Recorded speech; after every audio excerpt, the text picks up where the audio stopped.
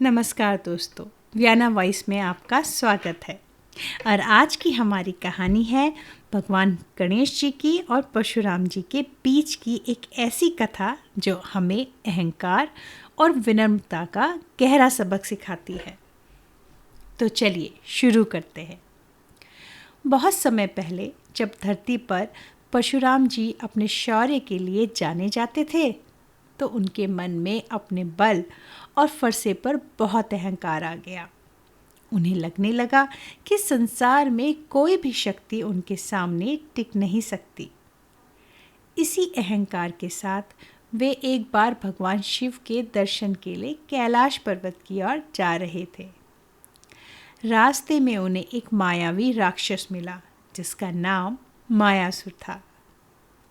मायासुर अपनी माया से रूप बदलकर परशुराम को परेशान करने लगा। कभी वह एक विशाल पर्वत बन जाता तो कभी अदृश्य होकर उन पर हमला करता।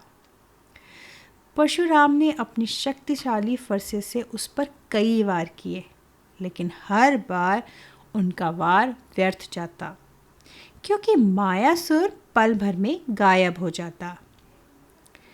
अनेक प्रयासों के बाद भी जब परशुराम राक्षस को हरा नहीं पाए तो उनका अहंकार टूटने लगा।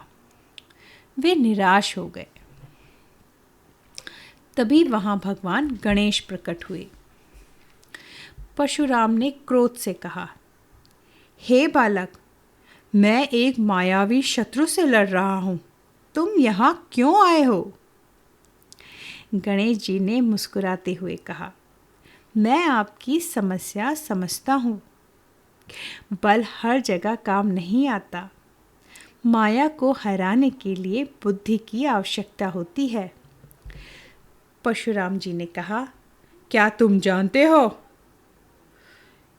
क्या यह छोटा सा बालक मुझे युद्ध की शिक्षा देगा? गणेश जी ने विनम्रता से कहा, युद्ध के लिए नहीं, बल्कि समस्या के समाधान के लिए। यह मायासुर अपने अहंकार के कारण अपनी माया पर इतना गर्व करता है कि वह भूल गया है कि उसकी यही शक्ति उसकी कमजोरी भी है। गणेश जी ने अपने वाहन मूषक को बुलाया और मायासुर के सामने एक सरल सी पहेली रखी। मायासुर, जो अपने बल पर इतराता था, पहेली को हल नहीं कर पाया। वह अपनी ही माया में उलझ गया और उसका ध्यान पहेली में भटक गया। जैसे ही मायासुर का ध्यान भंग हुआ, उसकी मायावी शक्ति कमजोर पड़ गई। गणेश जी ने परशुराम से कहा, अब प्रहार कीजिए। परशुराम ने बिना विलंब किए अपने फरसे से मायासुर पर अंतिम वार कर दिया और उसे परास्त किया। मायासुर को हराने के बाद परशुराम ने शर्मिंदा होकर गणेश जी के सामने सिर झुकाया।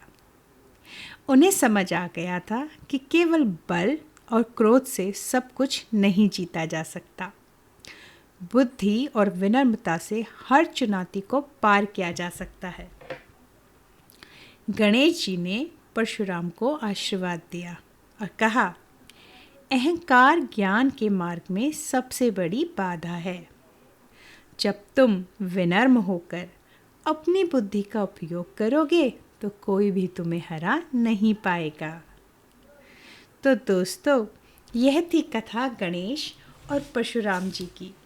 यह हमें सिखाती है कि अहंकार को त्याग कर ही हम सच्ची सफलता और ज्ञान प्राप्त कर सकते हैं। अगली कहानी में हम सुनेंगे गणेश और देवी लक्ष्मी का आशीर्वाद। तब तक सुनते रहिए व्याना वॉइस, आपकी अपनी कहानियों की दुनिया।